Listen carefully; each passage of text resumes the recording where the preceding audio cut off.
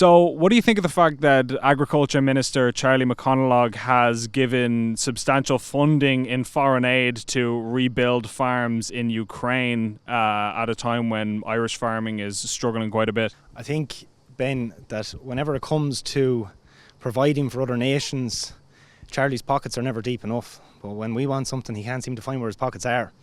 And look, that's come out to show he made serious promises to young people, not just in farming but in rural communities in Ireland.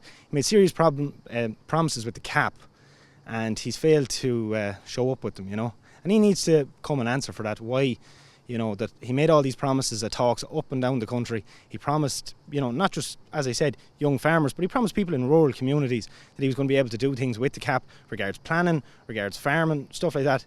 He hasn't been able to show up with any of them promises. And look, the proof is in the pudding.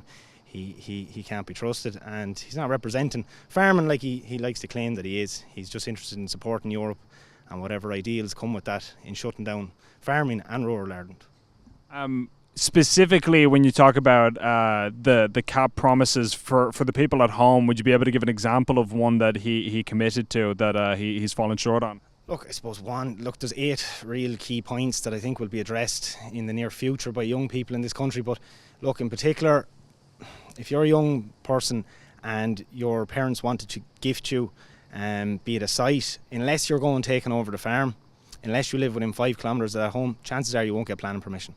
And that's just scandalous. We're going to see, and I highlighted this with yourselves, only it must be 2 years ago, you're going to see rural places and rural communities just left completely abandoned. Like, people are already heading to Oz.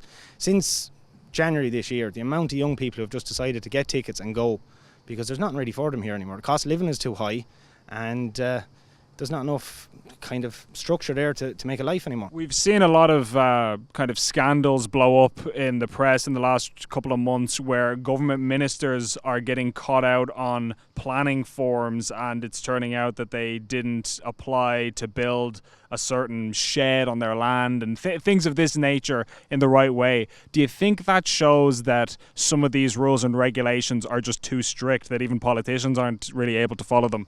Yeah, no, I think, look, there's no proper regulatory authority when it comes to planning in Ireland. There's no way to make head nor tails of it at times. What one man could be approved for, another man could be, he could be rejected over something very minor. And it has a lot to do with, kind of, I'm going to say, stature maybe in your community or your place in community as to what your answer is going to be from your local planning authority. We're here at the launch of the Farmers Alliance. I'm wondering if you have any thoughts on what they are trying to achieve and what was laid out today. I think, Ben, what the incentive that's been started here in the launch today is going to be, I think it's going to be something quite special. Look, nobody really knows until you put the feelers out there in Ireland if somebody could potentially set up the likes of a political party that is rural based and maybe farming focused. But I don't think anyone at home should be thinking that maybe that doesn't apply to me. It takes a small group of people to make massive change happen. You've seen it in the Netherlands, and they had their leader of the party there speaking to us there today.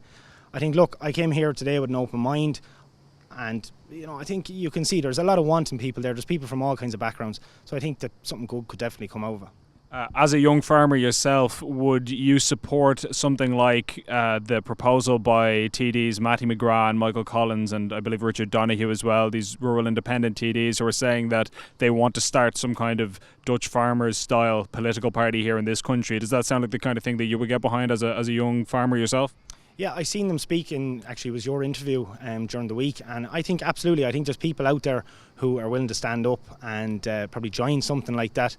And I think there's a lot of people out there who have just had enough. They've just had enough now, and they realise, if they don't kind of stand up to maybe the calling that's there for them, nobody else is going to stand up either. So, yeah, I look forward to see what could actually occur in Ireland in the next couple of months and who's going to be involved in it.